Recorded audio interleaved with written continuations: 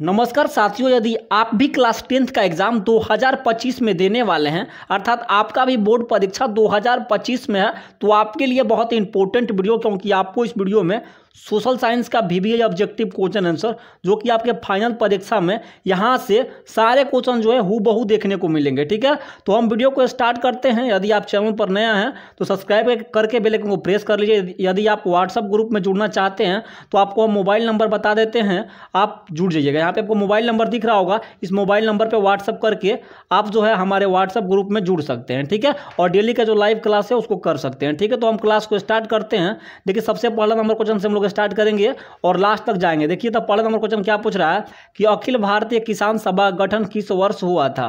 तो यानी बता दीजिए आप लोग कि किसान जो सभा था उसका गठन जो था वो किस वर्ष हुआ था। तो इसका राइट आंसर क्या हो जाएगा, 1936 ईस्वी में हुआ था। कब हुआ था?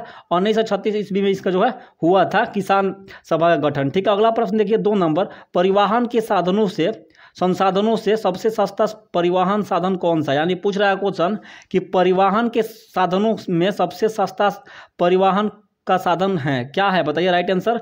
तो इसका जो करेक्ट आंसर आपका हो जाएगा 2 का ऑप्शन नंबर बी हो जाएगा। क्या हो जाएगा? जल साधन। आपका option number B correct answer हो जाएगा। ठीक है, गलती जाकर वहां पे टिक नहीं मारना है, नहीं तो आपका एक नंबर जो है कट जाएगा। ठीक है, अगला नंबर देखिए क्या पूछ रहा है आपके। देखिए, परीक्षा की दृष्टि से काफी इंपॉर्टेंट है, इसलिए वीडियो को पूरा देखिएगा। देखिए, 3 नंबर क्वेश्चन क्या पूछ रहा है कि भारत में किस राज्य की प्रति व्यक्ति आय सबसे कम है। यानी पूछ रहा है कि भारत में किस राज्य की प्रति व्यक्ति आय जो है सबसे कम है। तो इसका right answer option number A हो जाएगा बिहार।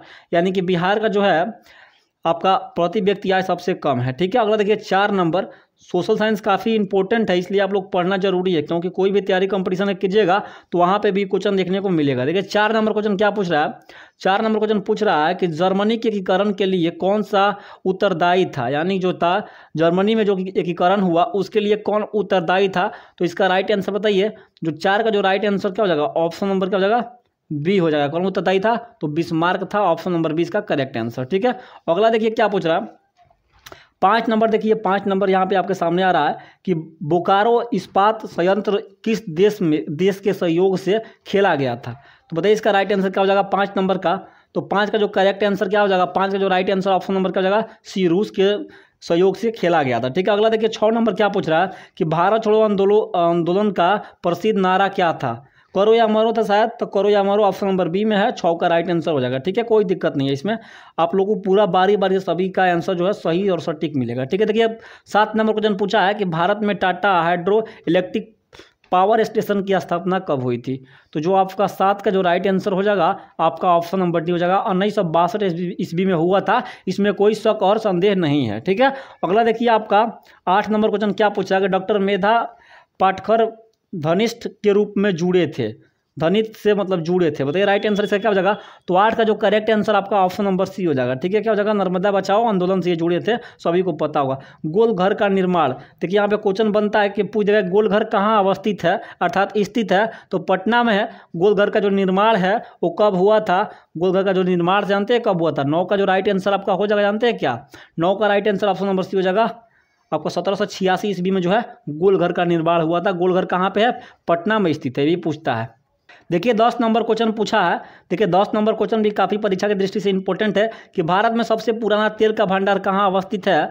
देखिए जहाँ तक तेल की भंडार की बात पूछे तो इसका राइट आंसर कभी भी क्या मारना है, डिगबोई। सबसे बड़ा जो भंडार है, पुराना जो भंडार है कहाँ है, डिगबोई। ठीक है, अगला देखिए 11 नंबर पूछा है कि निम्नलिखित में कौन सा प्राकृतिक आपदा नहीं है। यानी कि निम्नलिखित में यहाँ पे जो लिखा गया है सुनामी, बाढ़, सूख जो भी है, तो इसमें मतलब आपका कौन सा जो है प्राकृतिक आपदा नहीं होगा। तो इसमें चुन सकते हैं आप। तो 11 का जो करेक्ट आंसर आपका क्या हो जाएगा, 11 का राइट आंसर आपका ऑप्शन नंबर जी हो जाएगा। ये सब जो है ये जो है आपका डी वाला में क्या है, इसमें जो है आपका प्राकृतिक आपदा नहीं है। यानी प्राकृतिक का मतलब यह हो गया कि मतलब जो अपने से आता है, यानी कि हवा ये प्राकृतिक हो गया, पानी, बाढ़ जो भी है प्राकृतिक हो गया सर। ठीक है, अगला देखिए पूछा यहाँ पे 12 नंबर क्वेश्चन भी काफ़ी इंपॉर्टेंट है, ये एग्जाम में बार बार पूछे जाते हैं। ठीक है, देखिए पूछा है कि सबसे उत्तम किस्म का कोयला कौन सा होता है। तो बताइए राइट आंसर 12 का।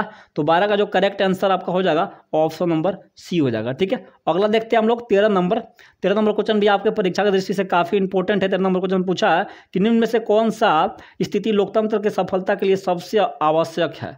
बताइए। नागरिक का जनमत, बिल्कुल ये भी सही है 13 नंबर का। तो देखिए इसका राइट आंसर भी आपका ऑप्शन नंबर ए में ही है।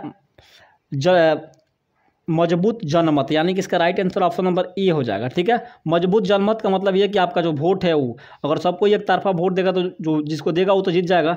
ये आपका पॉलिटिकल से क्वेश्चन था। ठीक है, अगला देखिए पूछा है, यहाँ पे भी काफ़ी इंपॉर्टेंट क्वेश्चन पूछा है 14 नंबर कि नदियों में बाढ़ आने की प्रमुख कारण क्या होता है। तो बताइए 14 का राइट आंसर आप लोग भी कमेंट कीजिए। तो इसका राइट आंसर क्या हो जाएगा, सभी इसमें जो देखिए यहाँ पे दिया, जल की अधिकता, नदी की तालाब, सब वर्षा अधिक, इसमें सभी राइट आंसर हो जाएगा। ठीक है, जो भी दिया गया है उसमें सभी हो जाएगा। ठीक है, 15 नंबर देखिए, ज़्यादा क्वेश्चन नहीं है, हम फटाफट पढ़ा देते हैं। देखिए 15 नंबर क्वेश्चन देखिए, 15 नंबर क्या पूछ रहा है कि निम्न में से कौन सा पंचायती राज व्यवस्था का दूसरा स्तर है। यानी जो पूछा है क्वेश्चन कि निम्न में से कौन सा पंचायती राज व्यवस्था का दूसरा स्तर है। तो इसका जो 15 का जो करेक्ट आंसर आपका हो जाएगा ऑप्शन नंबर सी हो जाएगा। क्या हो जाएगा, पंचायत समिति। ऑप्शन नंबर सी इसका करेक्ट आंसर क्या हो जाएगा, पंचायत समिति। ठीक है, अगला देखिए, अगला भी काफ़ी इंपॉर्टेंट है आपका 16 नंबर क्वेश्चन। देखिए क्या पूछा है कि चावल किस प्रकार की जल आयु का पौधा है। यानी पूछा है कि जो चावल है किस प्रकार की जल आयु का पौधा है। तो जो चावल जो है किस प्रकार का बताइए, उसमें हो जाएगा आपका, बताइए राइट आंसर से क्या, 16 का जो करेक्ट आंसर आपका हो जाएगा ऑप्शन नंबर सी हो जाएगा। ठीक है, आप लोग भी क्वेश्चन का आंसर जो है कमेंट बॉक्स में देते रहिए। ठीक है, अगला देखिए क्या पूछा है 17 नंबर कि मुद्रण में सबसे पहले किस देश का आरंभ हुआ। यानी मुद्रण जो था उसमें सबसे पहले किस देश में आरंभ हुआ। तो ये जानते हैं कहाँ हुआ था। इसका जो राइट आंसर आपका क्या हो जाएगा, चीन हो जाएगा। ऑप्शन नंबर ए इसका करेक्ट आंसर। ठीक है, अगला देखिए आपका, हम लोग आ गए 18 नंबर पे। बहुत फटाफट ये क्वेश्चन हम पढ़ाए हैं, सबको किसी के बस की बात नहीं है। देखिए 18 नंबर क्या पूछा है कि अंतर्राष्ट्रीय मानक संगठन ISO का मुख्यालय कहाँ अवस्थित है। तो 18 का जो करेक्ट आंसर क्या हो जाएगा, ऑप्शन नंबर ये हो जाएगा, जनेवा को। कभी भी आप देखिएगा ISO तो आपको क्या मारना है, जनेवा, बिना पूछे हुए ही टिक मार देना है। ठीक है, अगला देखिए 19 नंबर क्या पूछा है। 19 नंबर पूछा है कि साइमन कमीशन किस वर्ष साइमन कमीशन भारत आया। यानी किस वर्ष जो है साइमन कमीशन जो था वो भारत आया। तो 19 का जो राइट आंसर क्या हो जाएगा, ऑप्शन नंबर क्या हो जाएगा, सी हो जाएगा इसका। 1927 ईस्वी में आया हुआ था। ठीक है, अगला देखिए 20 नंबर क्वेश्चन क्या पूछ रहा है। 20 नंबर क्वेश्चन भी काफ़ी इंपॉर्टेंट है कि निम्न में से कौन सा आधुनिक मुद्रा का एक रूप है। यानी जो पूछा है क्वेश्चन कि निम्न में से कौन सा आधुनिक मुद्रा का एक रूप है। तो इसका जो करेक्ट आंसर 20 का हो जाएगा, ऑप्शन नंबर बी हो जाएगा। आप लोग कलम कॉपी पे लिखते जाइए। ठीक है, अगला देखिए 21 नंबर, इनमें से कौन सी राज्य की विशेषता है। यानी सरकार, जनसंख्या, इनमें से कोई नहीं। तो देखिए इसका जो करेक्ट आंसर आपका 21 का हो जाएगा। 21 का जो राइट आंसर क्या हो जाएगा, 21 का जो करेक्ट आंसर मेरे दृष्टि से हो जाएगा ऑप्शन नंबर बी, सरकार का। सरकार हो जाएगा राइट आंसर। इनमें से कौन राज्य की विशेषता, यानी सरकार ही हो जाएगा, इसमें कहाँ कोई शक संदेह है। देखिए पूछा है आयुर्वेदिक के बारे में यहाँ पे कि आयुर्वेदिक का जनक किन्हें कहा जाता है। कभी भी आपको अगर आयुर्वेदिक के बारे में पूछा जाए तो आपको क्या मारना है, चरक राइट आंसर मारना है। चरक ऑप्शन नंबर बी इसका करेक्ट आंसर कभी भी मार देना है। ठीक है, अगला देखिए 23 नंबर, कभी भी पूछा जाएगा आयुर्वेदिक का जनक किन्हें कहा जाता है या आयुर्वेदिक से रिलेटेड कोई नाम पूछता है तो आपको चरक टिक मारना है। ठीक है, पतंजलि वगैरह नहीं मारिएगा, ये सब ए बरा का है, कलयुग का है, वो सतयुग का बात पूछा जा रहा है। ठीक है, यानी कि देखिए यहाँ पे क्या 23 नंबर में देखिए क्या पूछा जा रहा है कि निम्न में से कौन सी मुद्रा एक आधुनिक रूप नहीं है। यानी कि कोई मुद्रा है वो आधुनिक रूप में नहीं है, वो कौन है, आप चैप्टर में पढ़े होंगे। तो 23 का जो करेक्ट आंसर आपका क्या हो जाएगा, इनमें से कोई नहीं, क्योंकि इसमें नहीं दिया हुआ है। ठीक है, इसका right answer option number D हो जाएगा। इसको भी याद कर लीजिएगा, ऐसे क्वेश्चन बिहार बोर्ड में अर्थात अगले अन्य बोर्ड में भी क्वेश्चन जो है पूछे जाते हैं। देखिए अगला क्वेश्चन क्या पूछ रहा है 24 नंबर कि पांचवें संस्थाएं किसकी रचना, यानी जो पांचवें संस्थाएं थी वो किनकी रचना है। 24 का जो करेक्ट आंसर आपका हो जाएगा ऑप्शन नंबर ए हो जाएगा, मिठुन लूथर। अब क्या हो जाएगा right answer, Mithun Luther, option number A इसका राइट आंसर। अगला देखिए भारत में सबसे लंबा बांध है, यानी पूछा 25 में कि भारत में सबसे लंबा बांध है, ये बताइए राइट आंसर इसका 25 का। जो 25 का जो करेक्ट आंसर आपका हो जाएगा, सबसे लंबा बांध जानते हैं क्या है, सबसे लंबा हीराकुंड बांध है, सभी को पता ही होगा। हीराकुंड बांध सबसे लंबा, भारत का सबसे लंबा बांध कौन सा है, तो हीराकुंड। भारत का सबसे लंबा बांध कौन सा है, तो हीराकुंड है, इसमें कोई शक संदेह नहीं है। ठीक है, 26 नंबर देख लेते हैं हम लोग, 25 तो हो ही गया था। देखिए 26 नंबर पूछ रहा है कि इनमें से कौन धार्मिक विकास के क्षेत्रों में संबंधित है। यानी पूछा है क्वेश्चन कि इनमें से कौन धार्मिक विकास क्षेत्रों से संबंधित है। तो इसका जो करेक्ट आंसर आपका 26 का हो जाएगा ना, 26 का चला जो राइट आंसर आपका ऑप्शन नंबर सरकारी क्षेत्र हो जाता है, ऑप्शन नंबर डी हो जाएगा। ठीक है, अगला देखिए इनमें से कौन बहुराष्ट्रीय कंपनी है। यानी बहुराष्ट्रीय का मतलब यह होगा कि मतलब पूरा दुनिया में कार्य करती है। तो इसका जो राष्ट्रीय हो जाएगा वो आपका मतलब एक ही मतलब राज्य का हो जाएगा ना, राष्ट्रीय। बहुराष्ट्रीय मतलब बहुत राष्ट्र, मतलब बहुत देश में कार्य करता है, उसको बहुराष्ट्रीय बोलते हैं। ठीक है, इतना स्पष्ट होगा। 27 नंबर क्वेश्चन देख लीजिए, 27 का जो राइट आंसर क्या हो जाएगा, इनमें सभी हो जाएगा, आपका सैमसंग भी है, कोको कोला, LG सब है, इसमें कोई दिक्कत नहीं है। इसीलिए ना बहुत से लोग सामान खरीदता है सैमसंग का, कोको कोला का, ये सब का सब ब्रांड है, अच्छा खासा है। आजकल मुद्रा का कौन सा रूप अधिक प्रचलन है, यानी पूछा है कि आजकल मुद्रा का कौन सा प्रचलन जो है वो अधिक प्रचलन में है, माने यानी बड़ी माने रूप में चल रहा है। तो 28 का जो राइट आंसर क्या हो जाएगा, ऑप्शन नंबर सी हो जाएगा, पत्र की मुद्रा। क्या, पत्र की मुद्रा, ठीक है। चलिए अब देखिए 28 नंबर क्वेश्चन क्या पूछ रहा है।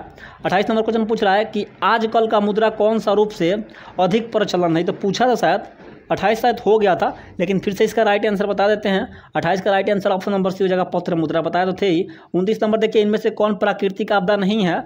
तो इसमें कौन प्राकृतिक आपदा नहीं है जी, प्राकृतिक आपदा इसमें आतंकवाद हो जाएगा ना राइट आंसर, क्योंकि सुनामी तो भाई अपने से आता है, बाढ़ भी अपने से आता है, भूकंप भी अपने से आता है, तो आतंकवाद ही इसका राइट आंसर हो जाना चाहिए हमारे और आपके सभी की दृष्टि से, ठीक है। अगला देखिए 30 नंबर क्या पूछा है। 30 नंबर पूछा है कि निम्नलिखित में किस नदी को बिहार का शोक कहा जाता है। ये बहुत इंपॉर्टेंट है, कंपटीशन में पूछते रहता है, ठीक है। तो बिहार का शोक किस नदी को कहते हैं, आप लोग वीडियो के जो लास्ट में है इसका कमेंट जो है आप लोग कर दीजिएगा, ठीक है। तो यहीं पे हम क्लास को खत्म करते हैं, मिलते हैं अगले क्लास में। तब तक आप इस चैनल को सब्सक्राइब करके बेल आइकन को प्रेस कर लीजिए, क्योंकि सभी आने वाला क्लास आपको सबसे पहले मिल सके। तब तक के लिए जय हिंद और जय भारत।